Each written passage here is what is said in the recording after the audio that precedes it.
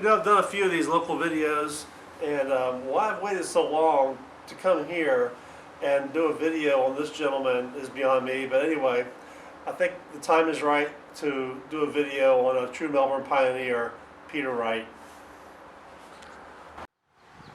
Peter Wright was born into slavery in 1848 in Georgia, and after becoming a freeman in his late teens, he, along with fellow freemen Balaam Allen and Wright brothers, they sailed into Crane Creek sometime between 1869 and 1874. Now, Peter eventually married his wife Lee, as spelled L-E-A-H. Now, the Homestead Act of 1866, that awarded 80-acre lots to freemen in order to start their own farms. Now, of the 44 million acres open to claim, it said that much of it wasn't even suitable for homesteading, and that approximately only about 4,000 African-American families even took advantage of this. Now, in 1868, they increased that to 160-acre lots, and that's why I feel that Peter Wright came here after 1869, somewhere in there. Now, after a few short years, Peter Wright sold most of his property to Thomas Mason. He also sold the south side, much of Front Street, which is right here beside me and behind me, to newly arrived C.J. Hector, who became the postmaster. Supposedly part of that deal involved a boat. And of course we all know, and if you don't know, you're going to know now, Peter Wright became basically the mailman, which he used that boat to deliver the mail from Titusville to St. Lucie County by sail from the river. I'm standing pretty much right where Peter Wright's homestead was. Actually, where his home was is where I'm standing. I'm looking south towards Crane Creek. There's Front Street. I'm just going to pan around. This would have been all his property. Strawbridge is there, which wasn't there when he came here. Eventually, the Carlton Hotel would have been right where that building is, and then back to the river. I saw written where it was around, where Hibiscus is today, south, and where the railroad tracks are, east.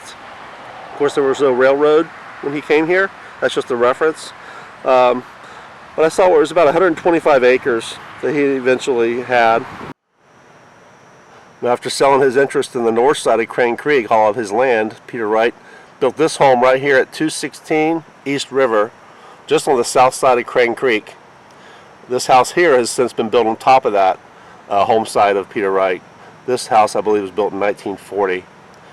But Peter Wright could stand behind his home that was on this property and look to the north at what was to become the beginnings of Melbourne, that was once all his land. Well, in 1885, Peter Wright picked up his roots and left Melbourne for good. Went up into Rockledge, where he became a citrus grower, and eventually up into cocoa off of Hewlett Avenue, which is just now today east of US 1, west of Forest Avenue. He owned all that property from Hewlett all the way towards the railroad tracks. So when you're driving into Old Cocoa on US 1 heading north, you're pretty much going right through where Peter Wright lived.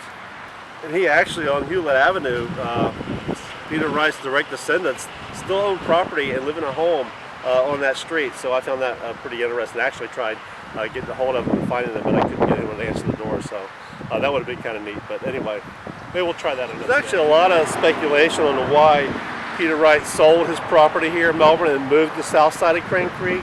A lot of people think he was pressured because there was folks, including Hector, that wanted to develop this place and turn it into a city where they can make money and sell goods, which of course we know happened. I don't believe he did that out of reluctance at all. I've done a lot of research and looked at a lot of clippings, a lot of newspapers and stuff, and Peter Wright knew what he was doing. Peter Wright never felt sorry for himself. He never felt he had such a tough road as a young man, which of course he did. He was a smart businessman, and he knew when he wanted something, he went out and got it. I think he just saw it as an opportunity to finally, make some good money and enjoy some of the fruit of that labor that he worked whenever he did come here to Melbourne, and he took advantage of it. And I believe he did that out of zero reluctance, and that he wanted to sell his property. And then I think once he moved south side of Crane Creek, he just might have gotten bored. Not in speculation, but the man worked his whole life, much of it not for himself, unfortunately, but still he had an ethic, and I think he wanted to make money, and I don't think sitting in a home watching Melbourne develop is something he really wanted to do, and that's why I think he ended up just taking up and going up into Rockledge. Like I said, I think that Peter Wright sold this on the north side of Crane Creek because he wanted to. And some of the evidence of that is when he came back as an older man in 1920, he came here to see his old friends, both the white friends and the African American friends. And he was greeted with just a lot of joy and a lot of enthusiasm by the people that were here that knew him and knew of him. And I just don't think you come back and do those things if you left here not on your own accord. So some of those things that I've read, it just tells me that he absolutely made his own decisions and on his own will what he did here in Melbourne, and then when he moved up a little north of here. He stayed at the Carlton Hotel when he came back down here to visit in 1920. 5 years later, the Carlton Hotel burned down, was never built again, and 5 years later as well, in 1925, Peter Wright passed away and is buried at the Hilltop Cemetery up in Cocoa. So from being born into slavery and just about 5 years removed to come here to Melbourne and own 125 or so acres and be a success and sell that land, it's just an amazing story of victory, isn't it? It's just mind-blowing to think the origins of Melbourne started with a man just 5 years before he had the land was in slavery. That's amazing. So Peter Wright was known as being a strong, wise, and really sharp businessman. He had a tough start in life, a start that none of us can even imagine.